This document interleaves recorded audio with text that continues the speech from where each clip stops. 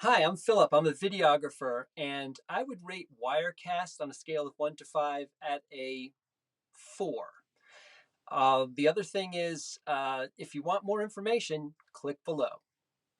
Before I had Wirecast, I was doing my lives on Facebook and YouTube just using my smartphone through the app that's available for either of those platforms.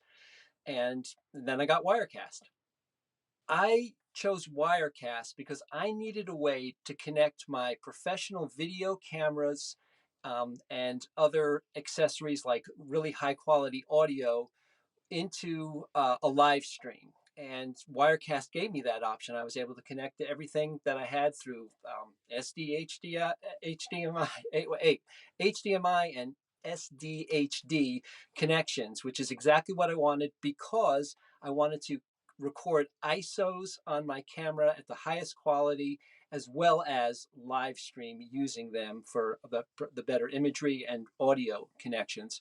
The other reason is that I wanted to be able to use pre-recorded videos and play them back during a live streaming event. And I also wanted to be able to put a lower third and other graphics on the screen. I was able to do all those things with Wirecast. Getting started with Wirecast was really difficult for a number of reasons, and the first one being, well, I had to convince myself it was worth paying for. And although they do have the free test version, you really need to pay for it to get the advantage, the full advantage of it, because you don't want that watermark going up there and everything.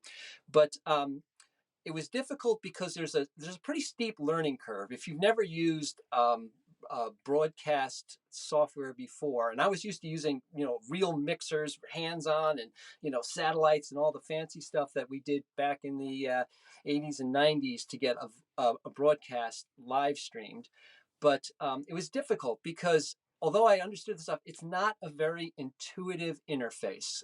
They do have good instructions, and to wait. I can talk about this, right? The customer care where you call in is good. It's really good. They walk you through the stuff. They make sure you have stuff. I mean, but it was hard without that, and I kind of like to just kind of get up and running. So there was definitely a longer and steeper learning curve than I expected.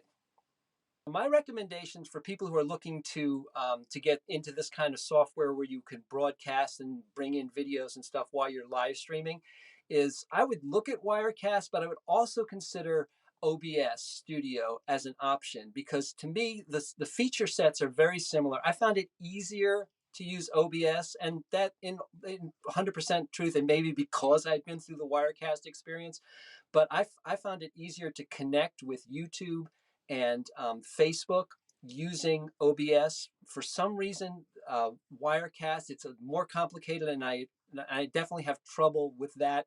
Like I said, when you're paying for the subscription, they do walk you through it, so that's great. So be prepared to spend a significant amount of money to get started, and then the annual fee if you're going to keep up doing it. If you want to remember, there is a maintenance fee to keep with that connection and get the updates and everything like that. So that's what I tell anybody. Consider the free version, but if you need that, and if you have to have, this is the thing, if you have to have what's known as a playlist where it automatically goes from one shot to the next shot to the shot after that, especially if you're just doing it by yourself, then Wirecast is what you want to go with, even though it costs money.